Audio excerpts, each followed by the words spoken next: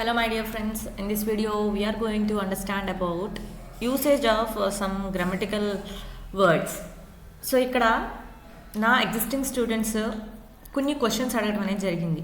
అంటే షుడ్ ఎక్కడ యూజ్ చేస్తారు మ్యామ్, మే ఎక్కడ యూజ్ చేస్తారు, మైట్ ఎక్కడ యూజ్ చేస్తారు, సో ఇటువంటి క్వశ్చన్స్ అయితే అడగడం జరిగింది. ఆ క్వశ్చన్స్కి ఆన్సర్ చేయడం కోసం నేను ఈ వీడియో అనేది ప్రజెంట్ చేస్తున్నాను. సో వెరీ ఫస్ట్ క్వశ్చన్ ఏంటి అంటే షుడ్ ఎక్కడ యూజ్ చేస్తారు, కుడ్ ఎక్కడ యూజ్ చేస్తారు, వుడ్ ఎక్కడ యూజ్ చేస్తారు అని అడిగారు.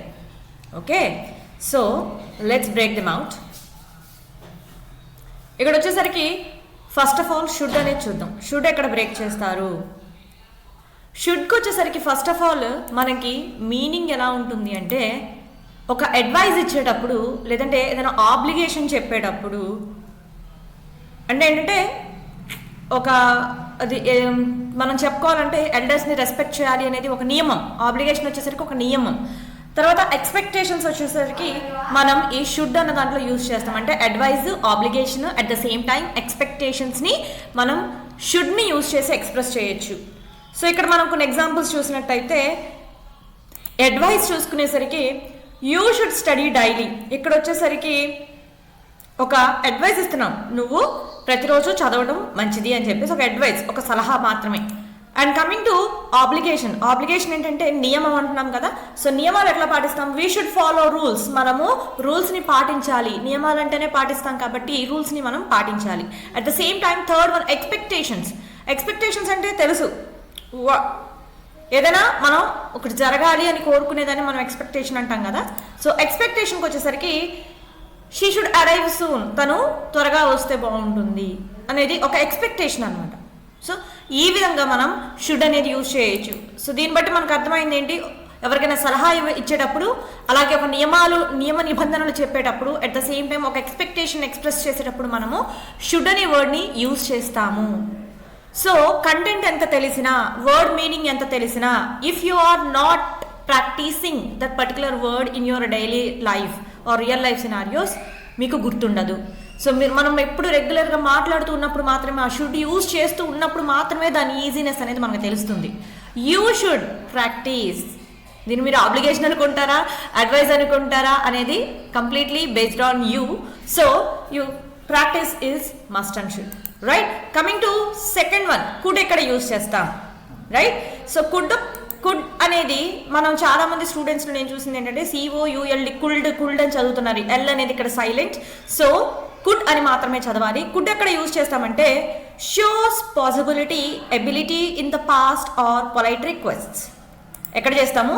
ఏదైనా జరగడానికి అవకాశం ఉన్నది, పాసిబిలిటీ ఉన్నది అనే సందర్భాల్లో, లేదంటే మనకి పాస్ట్లో ఉన్న ఎబిలిటీస్ ఎక్స్ప్రెస్ చేసేటప్పుడు, అలాగే ఎవరికైనా ఒక మర్యాదపూర్వకమైనటువంటి రిక్వెస్ట్, ఓకేనా, విన్నపం అంటాం కదా, రిక్వెస్ట్ని, మర్యాద పూర్వకమైనటువంటి విన్నపాన్ని చెప్పేటప్పుడు మనము కుడ్ అనేది యూజ్ చేస్తాము. ఇక్కడ మనం కొన్ని ఎగ్జాంపుల్స్ చూద్దాము. పాస్ట్ ఎబిలిటీస్ వచ్చేసరికి మనం ఎలా యూజ్ చేస్తామంటే he could climb tree when he was young, possibility, right.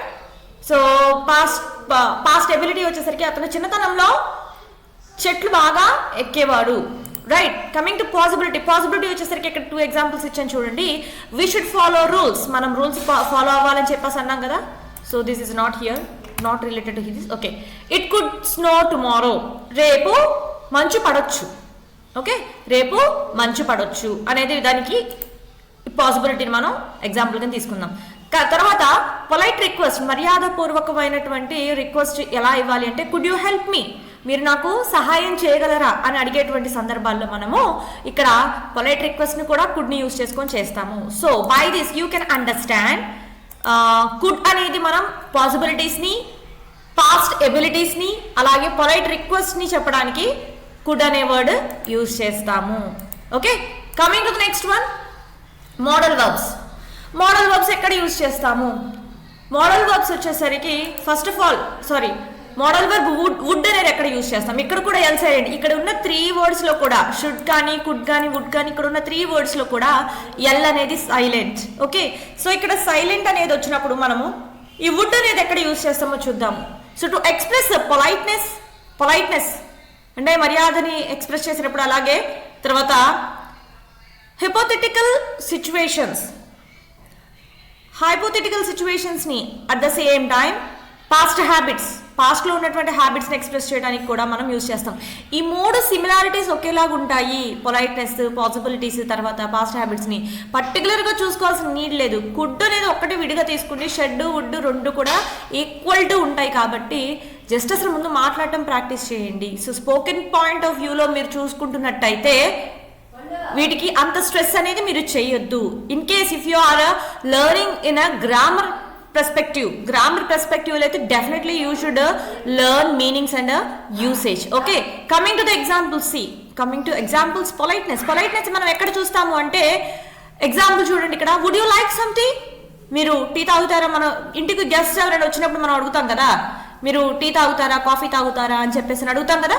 So అటువంటి మర్యాదపూర్వకమైనటువంటి మాటలు మాట్లాడేటప్పుడు లేదంటే ఏదైనా ఆఫర్ చేసేటప్పుడు మనం ఈ వుడ్ అనేది చూసుకుంటాం. Okay, would you like to eat some, would you like to join us with the dinner, or would you like to have some tea, would you like to have some water, would you like to have a new dress?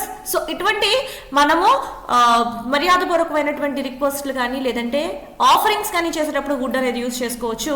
At the same time hypothetical వచ్చేసరికి చూడండి, ఇక్కడ example ఇచ్చాను. If I had wings I would fly. ఒకవేళ నాకు రెక్కలు ఉండుంటే నేను ఎగిరేదాన్ని. ఒకవేళ అంటే నిజంగా లేవు, అవి ఊహించుకొని చెప్తాను. హైపోథెటికల్ అంటేనే ఒకవేళ ఉంటే నేను ఇది చేసేదాన్ని అని చెప్పుకునే సందర్భాల్లో మనము వుడ్ అనేది ఎక్కువగా యూజ్ చేస్తాము.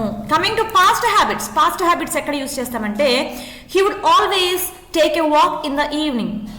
అంటే గతంలో మీకున్న అలవాటు, హ్యాబిట్ అంటే ఏంటి? అలవాటు కదా. సో గతంలో మనకున్న అలవాట్ల గురించి మనం చెప్పేటప్పుడు ఈ వుడ్ అనేది కూడా యూజ్ చేసుకోవచ్చు. So for example, he would always take a walk in the evening. అతను ఎప్పుడు చూసినా లేదా ప్రతిసారి లేదా ఎవ్రీడే అని కూడా అనుకోవచ్చు. సో అతను ఎప్పుడు కూడా సాయంత్రం పూట వాకింగ్ చేస్తూ ఉండేవాళ్ళు అని అర్థం. అతను నడుస్తూ ఉంటాడు అని అర్థం, రైట్? సో ఇక్కడ దీన్ని బట్టి మనకేం అర్థమైంది? వుడ్ ఎక్కడెక్కడ యూజ్ చేయొచ్చు to express any politeness or hypothetical situations చెప్పేటప్పుడు. At the same time past habits ని ఎక్స్ప్రెస్ చేసేటప్పుడు మనం వుడ్ అనేది యూజ్ చేసుకోవచ్చు. So I hope you are clear with this usage of should, could, would, right? So see you with the next topic.